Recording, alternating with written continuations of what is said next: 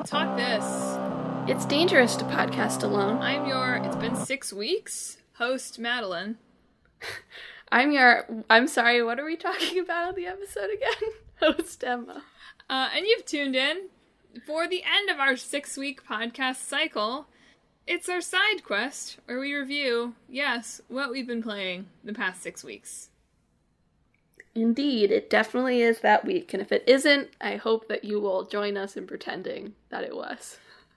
As we say on this show pretty much every week now, time, it's pretty fluid. Yeah. But it's definitely been 6 weeks. It throws us off because we've had a bunch of 7-week editions of this. So it feels like right, because we went to PAX. Isn't that funny? Every time I think about that, I often wonder if I've already had just asymptomatic coronavirus. Maybe. Because it just feels like, how could I spend 3 full days? I mean, we were pretty careful. I know we were. You know. But, we weren't wearing masks. We were inside all the time with thousands of people. At the same time, it's that giant Boston, health conference that gave everyone the virus. Yeah, well, somehow we lasted. I was looking back at pictures from the year, because it was my birthday this week, and just astonished at all these pictures of me where you can see large groups of people in the background. It's just yeah. Oh! Ooh! Uncomfy. It has been taking, some doing for me to, go outside recently. I'm not used to going outside anymore. So every time I have to do it, I have to be I have to go outside. I have to, triple check that I have everything because I'm so worried I'll forget my keys because I'm not used to having to grab them anymore. Well, at least you aren't my neighbors who left their oven on. Oh my god. Things could be worse. When I was starting my job, I would be halfway to the train station. I would be convinced that I left the oven on, and I would have to walk back. Well, you'll be relieved to know that evidently it takes about 2 days for it to emit a level of gas that the detector deems dangerous. So. Is that the case even with, electric stoves? Or do they have a gas stove? Believe it or not, I'm not a stove expert. Nor have I ever been in the apartment in question. So. Fair enough. So, just a lot of areas in which my knowledge is deficient there. But you know where my knowledge isn't deficient? My knowledge of the games that I've played these past 6 weeks, because I made a list. There you go. So I have, last time I feel like I had, just 1,000 games. By which I mean, 6 or 7.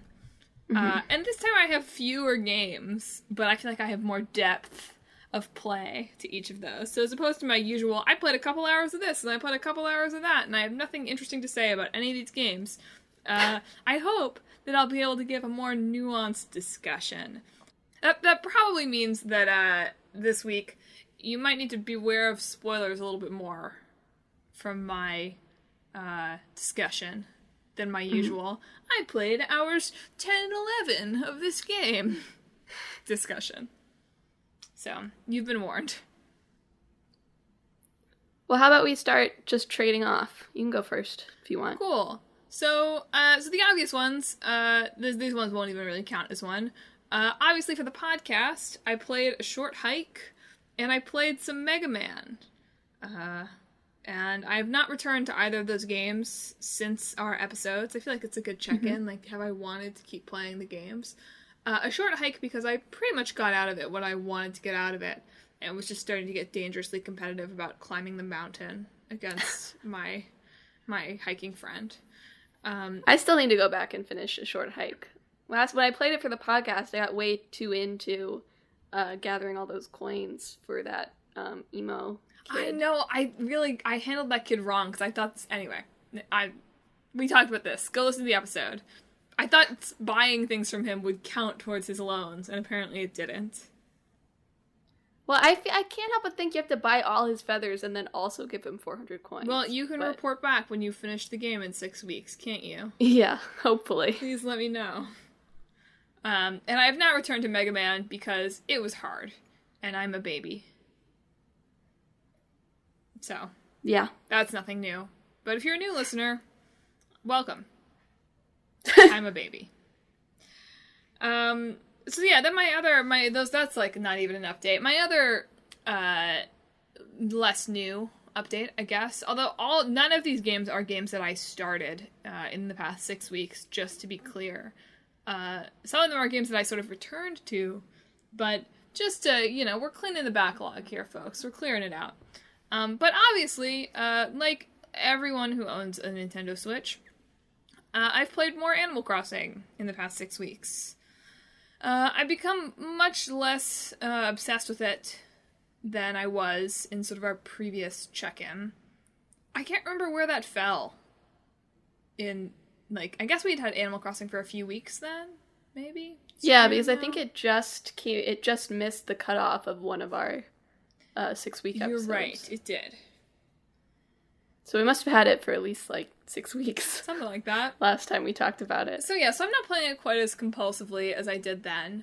I'm finding I'm enjoying it much more in short spurts where I kind of set goals for myself, which is very much, what an aggressively me way to play a game. But don't worry, Clickbait Boyfriend has already made fun of me for saying that. I have also found it more fun to play that way. I don't check in every day anymore. I just do it on certain days and accomplish all of my daily to-do list, and then have one additional goal sometimes.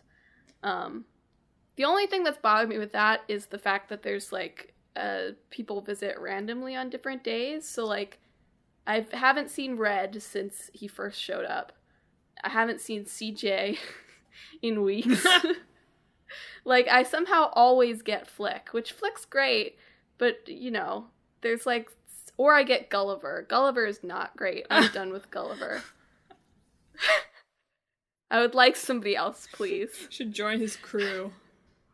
Every time I have to talk to Gulliver 7 times before he gets up, it's a lot. I know, it does feel like every time he comes, he's a little bit harder to wake up.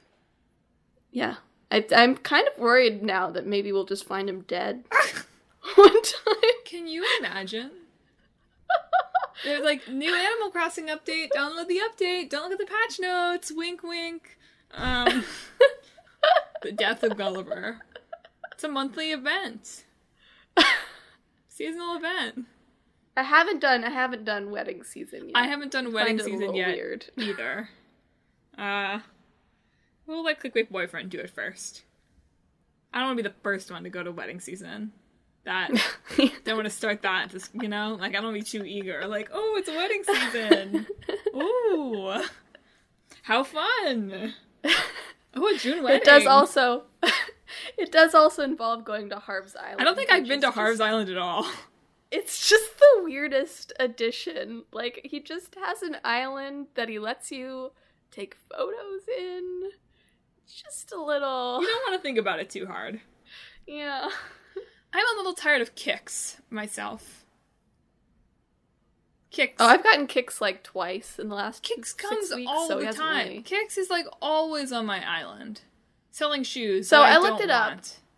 I looked it up, and there's certain visitors that come on fixed days. Leaf comes on a certain day every week. And then there's 3 or 4 days in which there's now 7 random people who can come. Got it. They should only come once a week. So you can't get duplicates of them in a week. But still, I somehow always manage to do either the Flick Day or the Gulliver Day. Well, yeah, I mean, whatever. Not that many quibbles with that, I guess. But I do feel like I get Kicks a lot. And you're right, I don't see CJ very often. Let's see. Stamp Rally was kind of lame. Yeah, I mean, I got the things. Yeah, I did the things. I got the plaques. But it was a little annoying that it was every day. And Blather had to explain it to you every single day. Yeah. I don't want to... It got a lot of hate for being online, and I just feel like people hated that Bunny Day was, like, really present. And then they hated that the stamp rally was not very present. So Yeah. you gotta decide. You gotta pick one or the other. I mean, I like the things that make you do something, but don't, like, take over your entire island, right? Like, I liked May Day. I liked the maze. That was fun. The maze was fun. Although there was one thing in the maze that I think that fell in the last 6 weeks, too. There was one thing in the maze I couldn't get to, and that was frustrating. Yeah, it's like you have to save one of your fruits. I ate one too many fruits or something. Relatable. And I'm sure the wedding season thing will be fun. It's like setting up a photo shoot or whatever. Yeah. It's just when, like, Bunny Day, like, makes you do things, but it also interrupts, like, your day-to-day island to-do list. And then Stamp Rally just is there. I liked Bunny Day. So you gotta find the happy medium. I liked Bunny Day because you got so many DIY recipes. Yeah, but, like, ugly ones. I want ugly ones. My villagers still wear their Bunny Day stuff that I gave them. I wanted cherry blossom recipe. I mean, that's real. That's very true. I did not get very many of those. But now it's summer shells. Yeah, what do I do with those? There should be recipes. Josh found one. Oh, I haven't gotten any. Yeah, I haven't either. recipes, But they exist, apparently. Because I held on to them because I figured they would be used for something, but I haven't found anything. Yeah. But yeah, other Animal Crossing updates. I finally added the attic onto my house.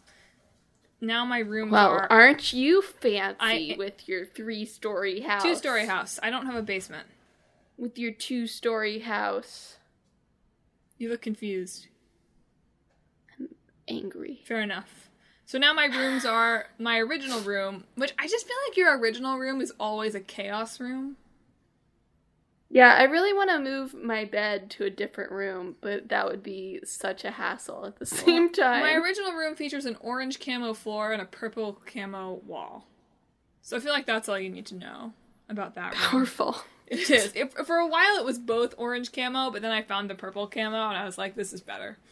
I also have a lovely tea room. That room I really like, kind of a bamboo theme, teapot. I have my newest room, because I cleared out one of my little rooms because I wanted to move that stuff upstairs, is the fruit room, where I have all my fruit furniture. I have the bears and fish room. You've seen that one. Yeah. That is lots of bears and fish. I was able to craft a giant bear, which does not really fit in that room, so it's just sitting outside by the fountain, which was exciting. But now my attic room is a diner. Wow. Which I was really pleased with. But my big Animal Crossing... Well, no, 2 more updates from Animal Crossing, and then I will leave it be. Number 1. I feel like last time Emma had to have complained about her neighbor Tex on the show. And, in the tradition of things, Polygon wrote an article about this like 6 hours after it happened to me, so I should have known it was coming, but it was too late for me at that point. So we got some villager that we liked at the campsite, but we didn't have our last house built. So I can't remember who this villager was, but I invited the villager to move in. We didn't have a house, so I built a house, and then I tried to invite them to move in. I think they chose not to move in, even though the house was kind of built. But I was like, okay, I just built the house. Like, I probably have a couple days until somebody random moves in. I'm tired. I'm not going to go on a Nook trip right now. Whatever. I'll check tomorrow. And then I go and I look at the house tomorrow. And lo and behold, the plot is reserved. Who could it be reserved for, ladies and gentlemen? Oh, good guess. Oh, nice try. No, folks, it was Tex. It was Tex. Text from Wisteria. Text from Wisteria. Not even just a random text. To be honest, if the universe had a random bestowed text upon me, I would have accepted my fate. But it was text from Wisteria. And he moved in. His house is pretty dope. It's an ice palace with Yeah, I know. He's stuck Pietro in it. Does it really stay? Does the walls really stay the same? That's so funny. He has all his, like gambling jester sort of furniture in an ice cave. That's so funny. I tried giving him wallpaper, but he told me that they don't use it. So I feel like some of our neighbors have changed their wallpaper lately, so you might try again. Okay, I will try again. I don't know if I'm just so bad delusional. I might just be delusional and the walls have always been that way, but I feel like some of them have changed their wallpaper. So. Okay, I'll try. I feel a little sorry for him, that's all. He probably is pretty chilly. That said, he is a clown. So. I don't know. Tex, I think Tex has the same personality as Hippo. My barf green hippo neighbor. And I love Hippo. I was very lukewarm on Hippo when he was moving in, but now he's one of my favorite villagers. And Tex is not that, but he's fine. Picante. I think it was the picante that really did it for me. Yeah. Just can't stand it. So yeah, apparently, if someone you're friends with has somebody move out, their villager, like, goes into the void. Where they'll lay in wait to move into your friends' towns. Basically. That's what happened with Tex. Anyway, Tex now lives on the island of Sheba. He was looking... I need to send you pictures. I thought this would bring you joy. I think somebody said something to him that was mean, and so he was pouting the other day. He was walking around being sad, saying sad things about himself. Does that bring you joy? No. He was like, that mean? I just want to be liked by everyone, but it's so hard. Picante. I remember when I told him, like, good luck when he was thinking about moving out, and then he immediately had a conversation with Miranda in which he just roasted him. Yee. Brought me joy. Oh no. He did have a fun conversation with Gigi, our frog neighbor, where they were going to be able to play together. And Gigi was going to play the princess, and he asked me who he should play. And my choices were... Well, first he told me I would play Villager A. Mm-hmm. But then he asked me who he should play. My choices were the prince, a princess, Villager B, which I almost chose in honor of Haikyuu, but I didn't. Mm-hmm. Because the other option was a frog. Remember, he's talking to Gigi, our frog neighbor.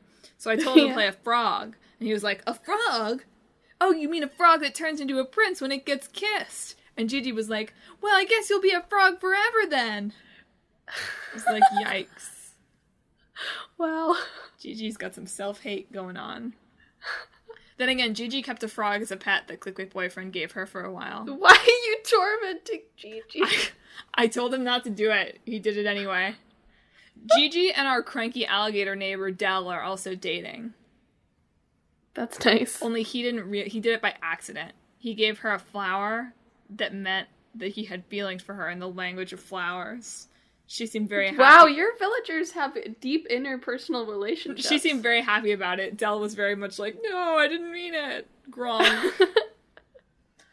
Yeah, I know. I love when they talk to each other. It's the best. But my final thing I want to report on in Animal Crossing, and then I'll put it away. I promise. I have other games I want to talk about. Is that they threw me a surprise birthday party. Yeah. I almost cried. Mitzi and Stinky and Bubbles took me to Mitzi's house and told me how great I was. And they sang a song and they had me blow out my birthday candles and I got to hit a piñata that was full of cupcakes. And my in-game mom sent me a nice note. The in-game mom is a little weird. The in-game mom is a little weird, but in a wholesome way. True. And then KK sang me KK birthday. Aw. To letters nice. written by my neighbors about how great I am. And then I gave everybody cupcakes and they gave me presents. Good. Anyway, I found it much more successful than any of the other in-game events. And it made me happy. That's all you need. So make sure you play the game on your birthday, people, because it was nice. I'm upset that Ozzy wasn't at the party, but that's okay. And finally, everyone on the island now uses the phrase nice receive. In honor of Haikyuu. It's really caught on. Oh, no. And that's my Animal Crossing report. Sorry, that was a lot longer than I thought it was going to be. Apparently, I had a lot to say about the island of Sheba. Go on, Emma. I'll nice toss the ball to you. All right. Well, when we last talked, I had just barely not finished Trails of Cold Steel. So since then, I have finished it. Bravo. I think I finished it like the day the podcast went live, but you know. How is that possible? We record on Sundays at noon. Okay, go ahead. Well, because I finished it Sunday at 4. Oh. Oh. And I've also started Trails of Cold Steel 2. Which I look forward to a video from me on the first game. In February I recorded it today. 2021. Oh, wow, you recorded it today. Yeah, remember when I said, oh yeah, it'll be a fun 5-minute thing and get me back into video making? Yeah. It's like 14 minutes. Nice. Speeding up to chipmunk speed. I guess so. But it's recorded and I edited it, the audio, so I put all of my video recordings into one folder so that I can find everything easier. So there's just actually putting the video together left. So that should happen before next year. I'm still, I'm enjoying it. It, sort of veers back and forth between being really interesting when, the plot is moving to, how about we just throw tons of tropes at you because we're worried you're not engaged during the downtime. And there's a lot of characters that it's I either really like them or I just don't, you know? So it's a very inconsistent experience.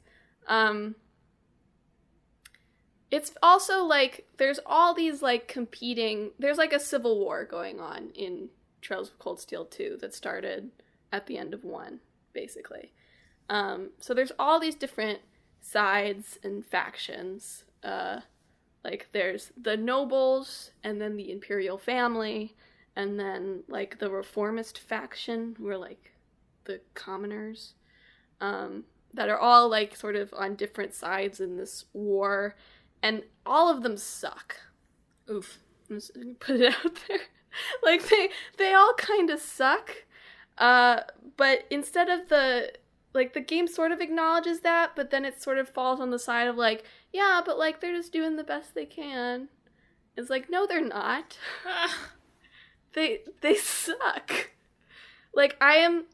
Nothing concerns me more than, it feels the game goes back and forth on this, but it feels at some point the game is going to want me to sympathize with the Chancellor Osborne, who is the man that Crow shoots at the end of Cold Steel 1 to start the Civil War. And this guy is a warmongering colonizer. Oof. And I people who worked for him are in my party, and I'm anyone above the age of 12, which by the way, he has 12-year-olds working for him, so maybe that should be concerning, who was working for this guy. I don't understand how I'm supposed to have any sort of sympathetic feelings for them. I don't know. But that's sort of my experience right now of it's interesting in that there's all these powers butting heads with each other, but it sort of is well, just understand why they're doing it, when it's well, they're doing it because they're power hungry. You know? So the politics of it is not inspiring, I guess is what I'm going to say. I am glad, in Cold Steel 2, this whole point is, the kids have formed, this other faction, basically, that's just doing what they want to sort of minimize suffering in the war, I guess. So I'm not, they haven't put the main characters on any side. Which, again, sort of falls in with, well, they're all bad, but they're all good. It's well, no, but they're all bad. Sort of my feeling on it. A lot of red flags all But the around. mech fights are fun. Hey! So, there you go. Love a good mech. Yeah. But it sort of just, like, turned my brain offy a little bit. So, it's been nice to come back to every once in a while in the evenings. Because it's easy to play, I guess. That's what I have to say on that. Well, nice. Then I'll jump back in, I guess. So in the past 6 weeks, I did manage to check one game off my backlog. Finally. I was looking back. I did start it in the past year. I think that I started it, like, in the late summer of 2019. So I finally managed to finish Yakuza 0. Yay! I got very into Yakuza 0. You did. Like, it for whatever reason, at the beginning, I didn't get as into it when I started playing it at first. I think because it felt like it was so huge, that I was intimidated by it in the open world way that I am.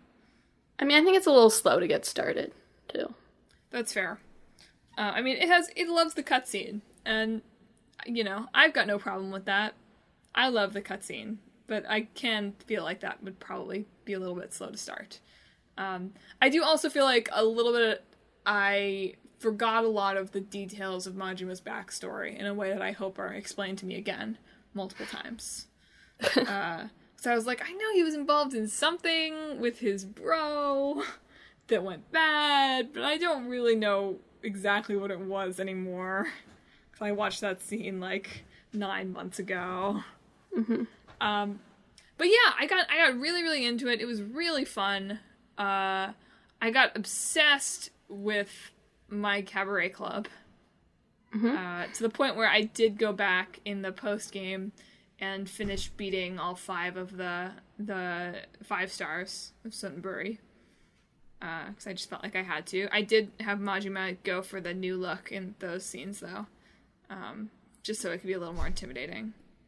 The old look, I guess, but the new look for then. Yeah. But yeah, I highly recommend it. It's like, it costs no money now. Yeah. Not that I bought it for any money, I think, either. Because I got it at GameStop. My only problem is that I'm now very disappointed, not very disappointed, somewhat disappointed, to take over and play as Kiryu for the rest of eternity. He's a little... There's still, well, I don't know if it's a spoiler, but there's a couple of games that... No, I know you play as different people in other games as well. I just feel like Kiryu's a little dry. I mean, I think that probably with this being a prologue, it's sort of maybe a little handicapped with what they can do with Kiryu. Sure. Again, I haven't played all the... I really only played, like, a half of Kiwami myself.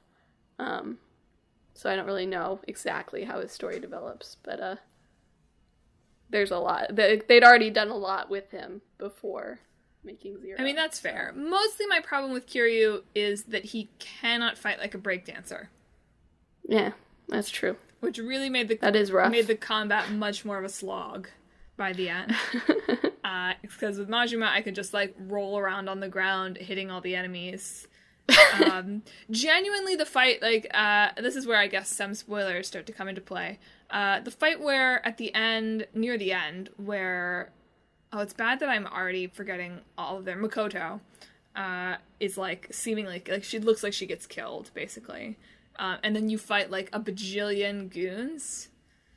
Oh, yeah. Just, like, rolling around, these guys up in the air. I'm like, yeah! That was a good fight. That was a good fight.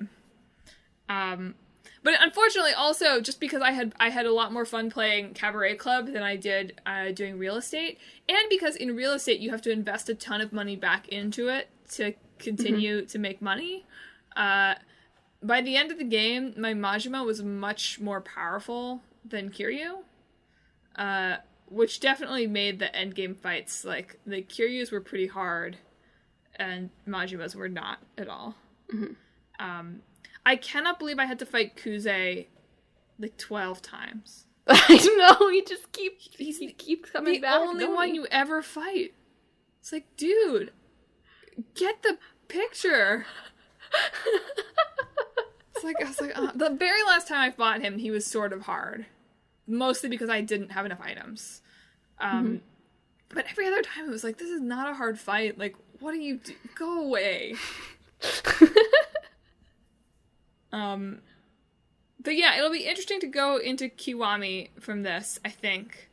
And I'm hoping to play through the whole series eventually, although slowly over time. But I just think that I probably have more affection for Majima in a way that is going to make it disappointing to see what happens to him moving forward. You'll have to see. He fixed her watch. Uh-huh. Ah! But I did hire the chicken. Good. Just for you. I looked up, I might have talked about this last time, I can't remember. I looked up how to bowl a strike. If only if it were that easy in real life. Yeah. But yeah, really, really recommend it. Had a really great time with it. The karaoke songs are so good. And just so, the visuals, I need to go back and like sit and watch them, because when you're doing the song, you can't really watch the visuals, except for the part where, all of the boys are singing Breaking the Law at the end. I always do manage to watch that part. But they're even better when you do the lively interjections karaoke. I love the karaoke that's just like, yeah, ho! Yeah. So yeah, that was a real highlight. I was really glad that I went back and actually finished that game. Throwing it back to you. I played most of Control over the past 6 weeks. Here we go. I knew going in that it had technical problems, right? And I am playing on, like, an old PS4, like a launch PS4. I don't remember when I got it, actually, if I got it at launch or not. But it's old. I just didn't expect it to be as bad as it was. It just sort of happened randomly, I think, is that it would just, like, totally freeze up. Like, almost specifically during boss fights, like, there would be a type of enemy that would become, like, a standard type of enemy later. And, like, the boss fight would, like, freeze up every time the boss was doing an attack, but then they would appear at regular enemies and it would be fine. Weird. There are also these exploding enemies that, like, explode particle effects, and the game did not love that. Didn't love it. But so Control is like, it's from Remedy, did Alan Wake and such, and it's about a woman named Jessie who ends up at the Federal Bureau of Control looking for her brother. And the Federal Bureau of Control is like the federal agency that looks into, like, you know, paranormal events, basically. So you end up there, but there's already, like, this crisis happening at the Bureau of Control, where there's been infested by monsters that Jessie calls the Hiss, that sort of, like, burrow into people and, I think, like, make them dream things, but basically they turn them into monsters eventually. That Jessie's immune to, because she has sort of an event in her past. She has a paranormal entity, like, following her around, basically. So you just end up becoming the director through their very strange way of becoming the director. And have to sort of go through this to get info on your brother and clear out all the hiss from the agency. So there's a lot of things I really like about it. Like, the art direction is really great. Like, there's not, you know, I always feel like with the very realistic games, you feel like they go very, like, gritty post-apocalyptic, lots of browns and stuff. And this one, like, is very, like, stark gray and red, which just feels a little different than what you normally get with, like, AAA games. A lot of, I think it's brutalism is the architectural style. Yeah, I live right by a big old brutal building. Yeah. Yeah. But in a cool way. Brutalism. Coolism. Coolism. And when the combat works, like, Jessie she basically has, like, telekinetic powers. So she can pick stuff up and throw them. And she has a gun that has different forms. And she can levitate eventually, and she can make, like, a shield for herself. All sorts of telekinetic associated powers. And, like, it really works when there's, like, sort of a crowd of weaker enemies, I guess. Like, if you screw up, it can be easy to sort of get overwhelmed. But the idea is that you're always moving around so that that doesn't happen. And sort of picking people off by alternating between your throwing and your shooting. So when it works, it really works. But then the boss fights are just, like, slogs. Like, you're just sort of throwing things and shooting things. And mostly I, like, hid behind various pillars until the boss caught up to me, and then I would hide behind another pillar.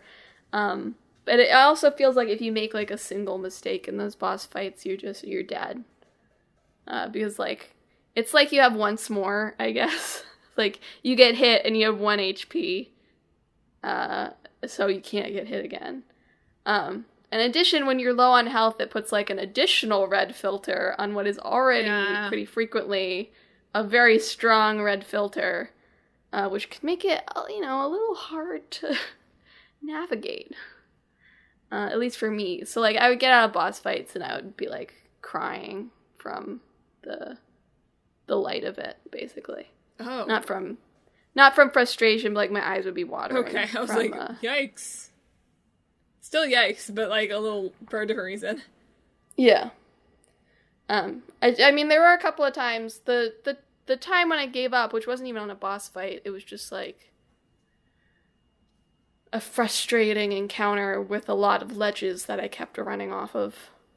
I did maybe, like, make a few, like, controller throwing motions. But I ended up giving up just because it was a huge hassle to keep dying, and to get stronger I would have had to go do a bunch of side missions that I had already spent some time on and been frustrated with in turn. So I ended up just watching the last, like, hour and a half, which doesn't even include very much combat. Like, it just had this encounter plus one more, but both of which had, like, lots of ledges. As soon as they add ledges that you could run off, the combat breaks down. Yeah, it seems like so much of what's fun about the combat is the kind of, like, you levitate around and you shoot things and you throw things, and if you're having to, like, watch where you're stepping to, the freedom of that feels a lot less fun. Yeah, that's how I felt about it. Like, it really encourages you to keep moving around so that they can't get a handle on you, but I just do not have the gamer focus necessary to both remember where Jessie is on the, you know, layout and be able to sort of aim and fire at enemies.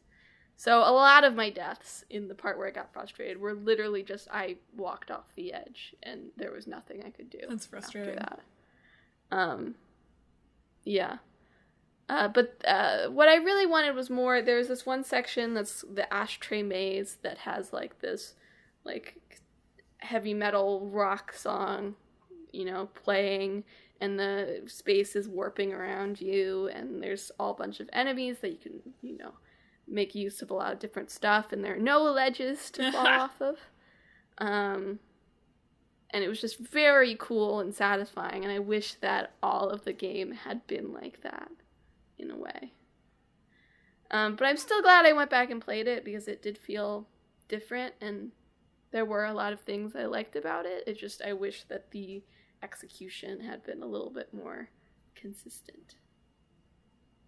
And that, you know what, if they had given me more generous checkpoints, like a retry button would have been really appreciated. Yeah.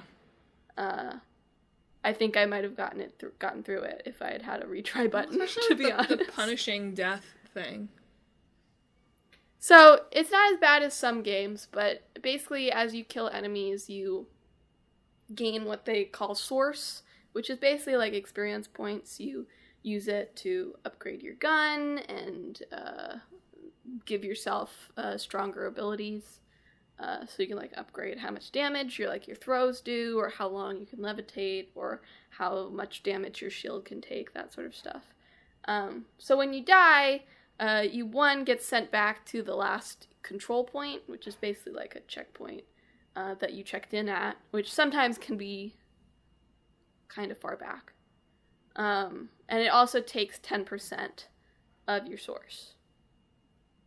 Which, like, isn't that much, but if you get stuck on a really frustrating thing, it's demoralizing. And I feel like when the player is dying, like, they're already having enough trouble. Yeah, it's like, why are you making the game harder for them when they're already struggling? I don't understand that design philosophy, I guess. If the player's already having a hard time, I don't think that your answer to that will be like, well, let's make it an even harder time somehow. Ooh, that's a good idea, Craig. You know? Yeah. One other thing I really liked is they use a lot of live action video in addition to the graphics. So the graphic people look a little bit uncanny, which is fine for the subject matter. And then they contrast that with sometimes they use like actual live action of the characters that sort of makes your brain go, ooh, huh, in a good way. Yeah. So you find all these videos from Dr. Darling where he's explaining different things, and those are always live action. And sometimes they overlay like a video of the former director like telling you things as you're walking through the space. And then sometimes when Jesse's like freaking out from the hiss attacking or some other thing, it'll go red and it'll like switch back and forth between her being live action and her being computer graphic. That's freaky. Yeah, it's very cool. I think more games could make use of live action. Hellblade did it. Also, that was something I really liked about Hellblade when I played it. But it's a cool effect, I guess. But that's most of what I have to say. If you want to hear more of our thoughts on Control, we do have an episode on it, I think. Yeah, but I don't think I had played it. We hadn't played it, so you can hear our completely unplay-tainted thoughts on Control. Play-tainted. And if you wanted to hear about our thoughts on the demo version, you could listen to our episode from last year's PAX. Yeah. Where I broke the game. In my PAX tradition. At least I had the people coming up and being like, you don't have to fight all the enemies. I was like, well, what's the point? Why'd you make them keep respawning? Yeah. Oh, well. I was going to go on to my next game, but since you were talking about switching back and forth between live action and not live action, I have to talk about my other video game adjacent experience from last night. Sure. So my boyfriend and I, right now we're watching Dorohedoro, which we are enjoying, but it was like late last night and we were not in the mood for something like quite as sometimes bloody, and quite as like psychedelically introed, as Dorohedoro. So instead, we were like flipping around Netflix, and one of the things that it suggested for us is the Super Mario Show from 1989. Yeah. Which we watched the first episode of. How was that? It was incredible. I really recommend that you watch it. Okay. It starts out, the theme song is a Mario Brothers rap. That's good. The hook of which is Get Hooked on the Brothers. That's really good. Then it goes into a live action scene with Mario and Luigi, the plumbers in Brooklyn, helping some girl who lives nearby who is having a plumbing problem.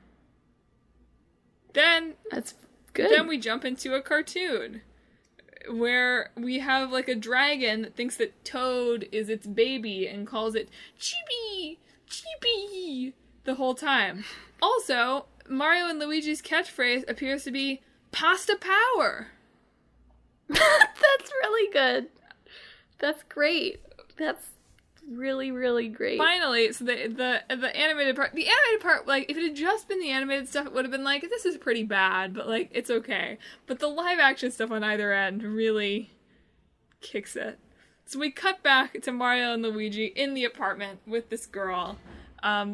They're really bad at plumbing. She keeps, like, getting sprayed with water, like, bricks are falling from overhead, and she had told them she was going to a party, so she needed them to fix the thing fast.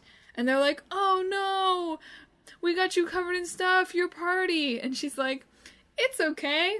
It's a sloppy party where you want to try to dress the sloppiest. So you saved me finding a costume. What? And then they started smearing more cake on her. What? Finally, the outro. This apparently it was also like the excuse me princess. Yeah. So like Monday through Thursday when this aired, it would be Mario that was animated, but on Fridays it would be the excuse me princess Legend of Zelda animated thing. So that there was a promo for that, and then our outro is to the tune of the Mario like underscoring is a song that goes like, shake your arms from side to side. Come on, let's do the Mario. Like, to the tune. With him doing the live action guy doing the dance. Did you do it? Did you do the dance? I would need to watch more to really learn the dance. You know, I'd really need to get it in my bones. I think that's your homework assignment. Oh boy, I think you're right. Anyway, it's on Netflix. It was a weird time. But yeah, you just gave me the perfect seg, so I had to talk. I was gonna save it for last, but I'm glad that save the best for last, but, also just tell us the best, I guess. Anyway, my actual last game that I played, in the spirit of going back to things that I started and never finished, inspired by my good experience with Yakuza 0, I finally returned to Nier Automata. 20 million years later. Yay! So I played through all of 9S's story. I have spoilers for Nier Automata here if you're worried about that. It was a little bit of a handicap to not remember all of the 2B playthrough. Some of the stuff I was like, is this new? Because it had been so long since I had finished the first playthrough. There's really not a lot that's new until the point that he gets separated from her. Well, there are periodic things, though, that are a little bit different, and I was identifying some things sort of as new that ultimately were not new, just because I didn't remember them very well. Did you notice the freaky girls before the last shot?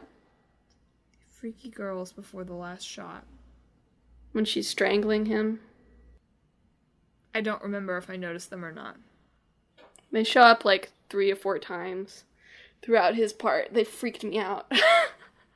Maybe. I just don't remember. Now I've moved on, so I don't remember. So now I'm somewhere, I don't know, it feels like I might be getting towards the end of the third one, but I don't know where the end is. But I've enjoyed it a lot more. Click My Boyfriend is still not getting it. I'll say I think some of the kind of pseudo-philosophy stuff is maybe a little off-putting for him. Every time we refer to the consciousness of the androids or the consciousness of the robots, he winces a little bit. But I'm enjoying it. I think more than I did when I was playing the 2B stuff.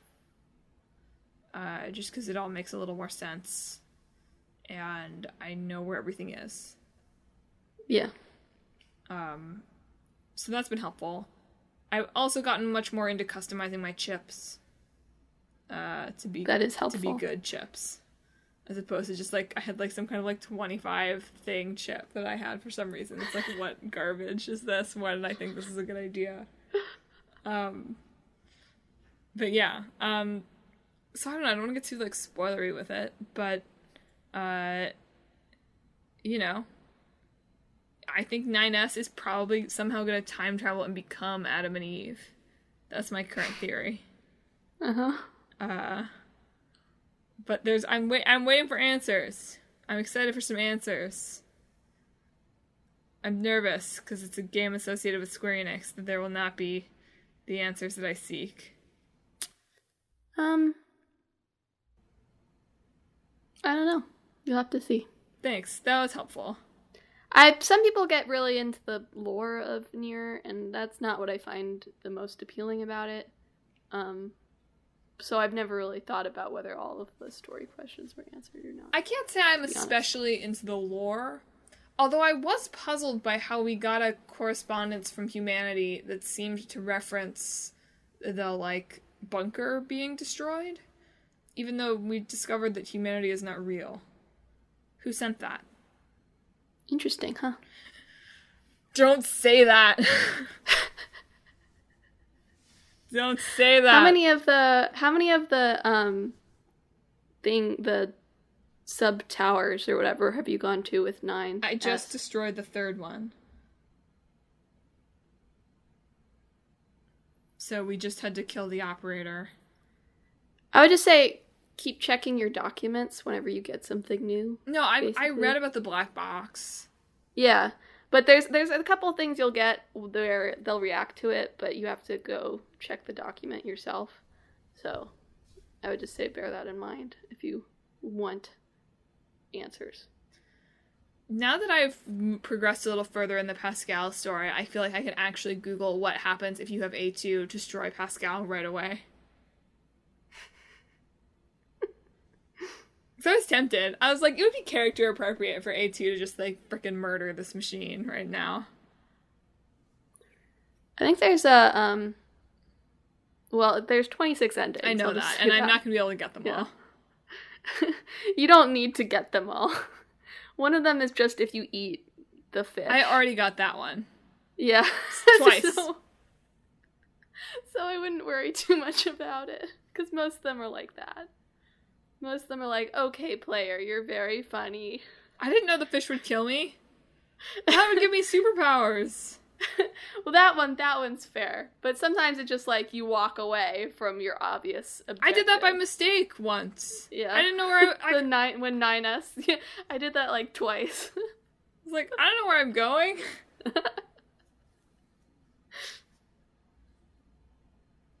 Anyway, I'm getting more into it. I'm excited to see where it goes. I feel like 2B can't really... Like, we're gonna figure out some way to revive 2B. Almost for sure. Unless 9S accidentally destroys all the remnants of her. Which seems like a real possibility. He's doing his best. Also, are the Yoko Taro Resistance members going to be the ultimate enemies? Probably. Maybe. Well, I have 2 more games. Please, go for it. Well, I've been playing more of Tokyo Mirage Sessions. I think I mentioned this last time, but I continue to be very charmed by the themed UI.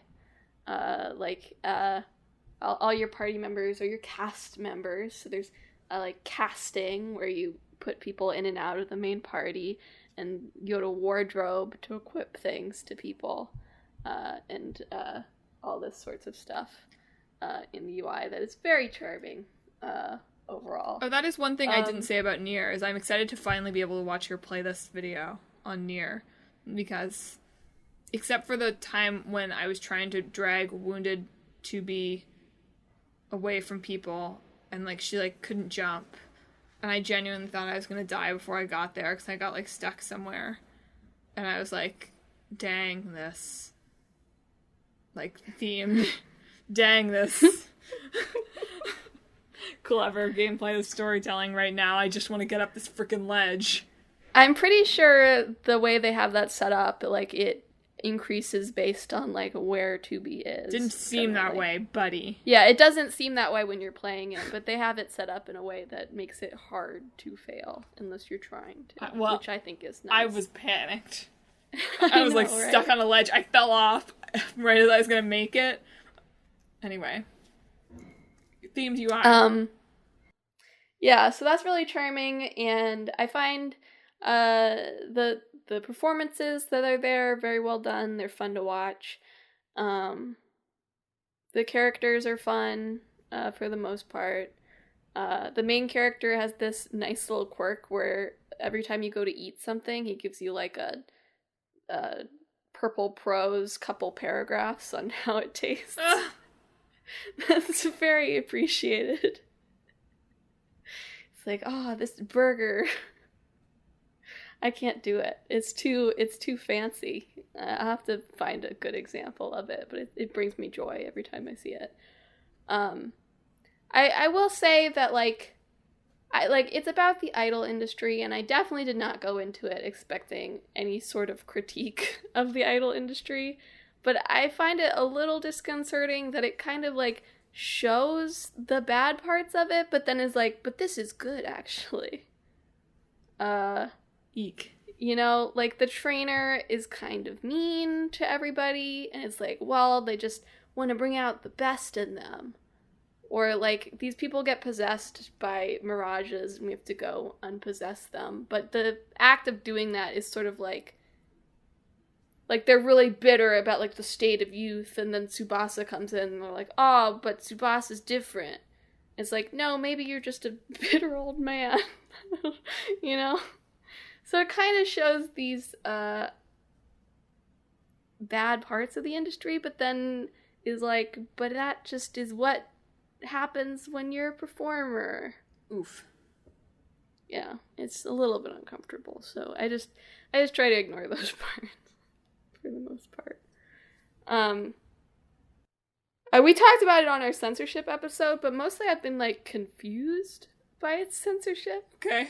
Like they're like everybody has like outfits, right, that they wear in their performances, and like there are some that are censored and some that are not, that like show the same amount of skin. Right? Yeah. Like she's like someone's wearing like a you know, like a sports bra thing, and like the censorship is they add like a camisole under that. What? So that there's no cleavage. But then other female characters have like Kiria has this really cool looking outfit that's like her boobs are just out. Man, we really need more women in the industry, huh? It's a very cool outfit. I'm talking about the camisole under the sports bra. That's what I'm talking about. I know, it doesn't make any sense to me. Like, it looks fine like that. It looks fine the other way. I don't fully understand why one is like, Nintendo's like, sure, and one Nintendo's like, camisole. You know, it's more confusing. I'm not at all upset by it in the way some people were. I'm very much not upset by the lack of vagina bones, which I had forgotten about until this moment. I taught our newest member how to eat food because he previously did not know how to. Right. I remember you sending me this. That's the highlight so far. We taught him how to eat, and he went on Microwaving with Mamarine and mimicked one of the main character's little food speeches. And then, oh, you know what, the best one? He ate a donut and said it was the space opera of donuts.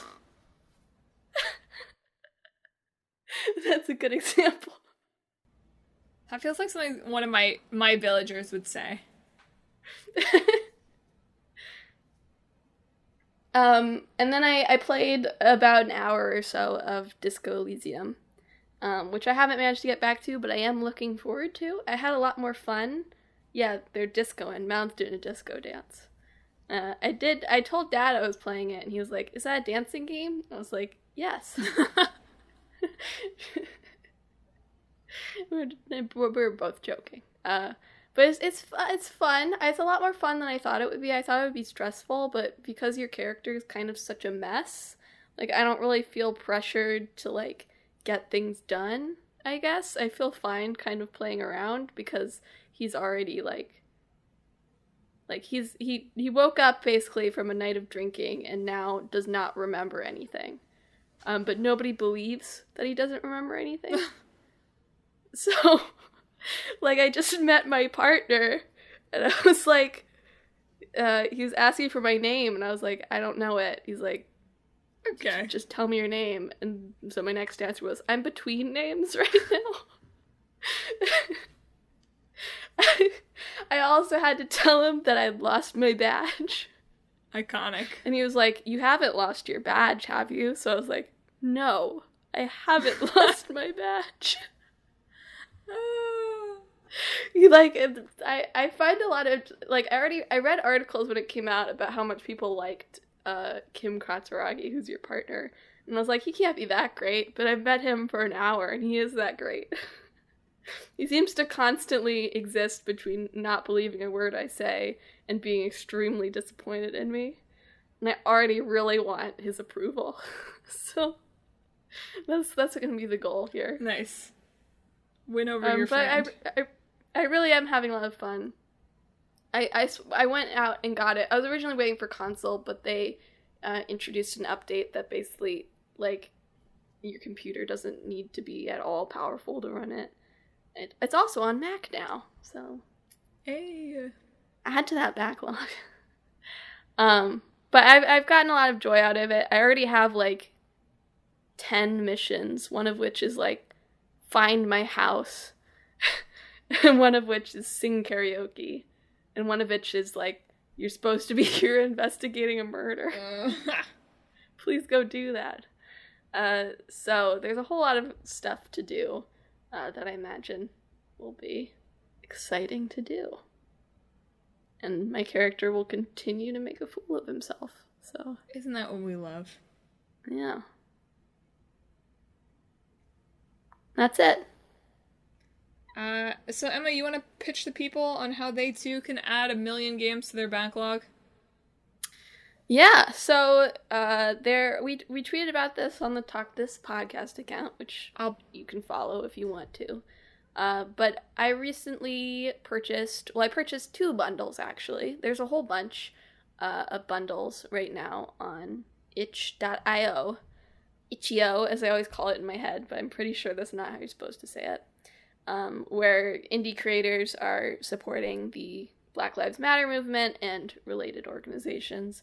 But one from Itch itself is made up of like 750 plus indie games with a minimum purchase of $5.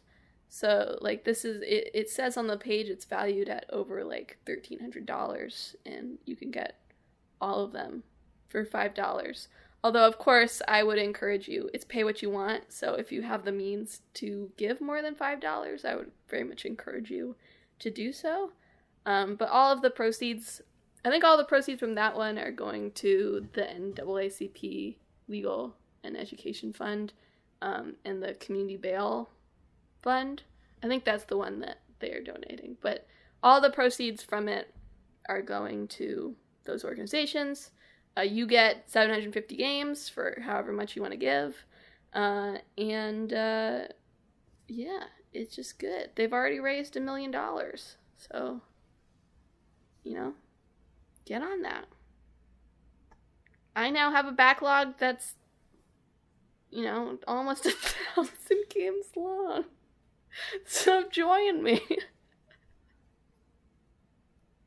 Incredible. So yeah, as hopefully you've already donated, right? Hopefully you're already reading a bunch of stuff. Hopefully every time you play a game where you play as a magical cop, or a space cop, or a steampunk cop. Oh yeah, I am a cop in Disco. I was thinking about that. He said it. I was like, investigating a murder, huh? Yeah, I'm aware that I'm also a bad cop.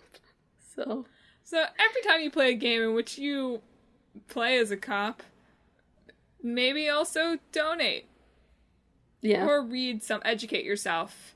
And we can look forward to a future where the only cops are steampunk cops. Not in the real world, to be clear. Yeah, I don't want steampunk To be clear, that is not what I'm proposing. But yeah, we at Talk This say every day that Black Lives Matter, and we sure hope that you listening to the podcast feel that way too, because it's not really a way that you're allowed to not feel.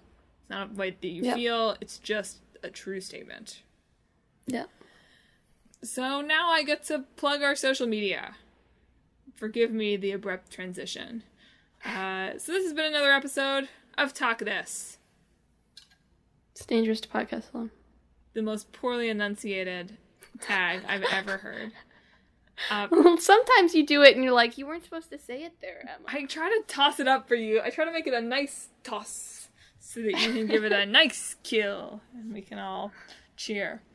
Yeah, so if you want to keep up with the show and keep up with, no doubt the other bundles that Emma will tweet about as her backlog grows exponentially, you should follow us. We're on Twitter, Facebook, and Instagram at Talk This Podcast.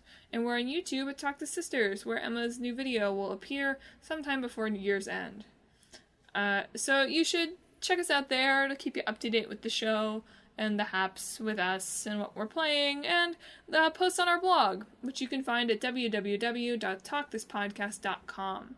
While you're there, you can read more about the show, more about us, and like I said, our blog, where you can read long-running series Clickbait Boyfriend, Split Screen, where we're watching a show about superhero cops, My Hero Academia, and Coffee Prince, which is just about coffee and Princess. and homophobia.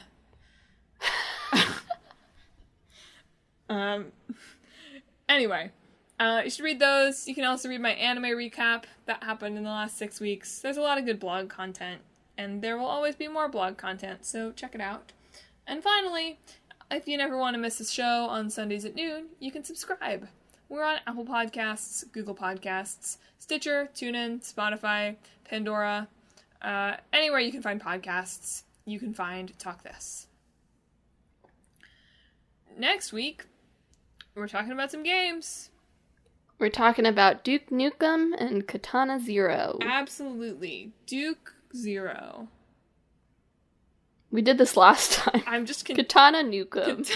I'm just continuing to hopefully allow mashup ideas to kind of ferment in my brain. If I say it enough, maybe I'll come up with something good by next week. Maybe. But listeners, hey, reach out to us on those social media platforms. What have you been playing these past 6 weeks? Did you have a better experience with Control than Emma did? Do you want to laugh at us for all the things we said about Control before we played it, if you went back and listened to the other podcast? If so, hit us up. But that's been another episode. Emma, you wanna give us some parting words? You do it. Are those your parting words? Yeah, those are my parting words. Alright. I hope that this week you take responsibility for your own actions.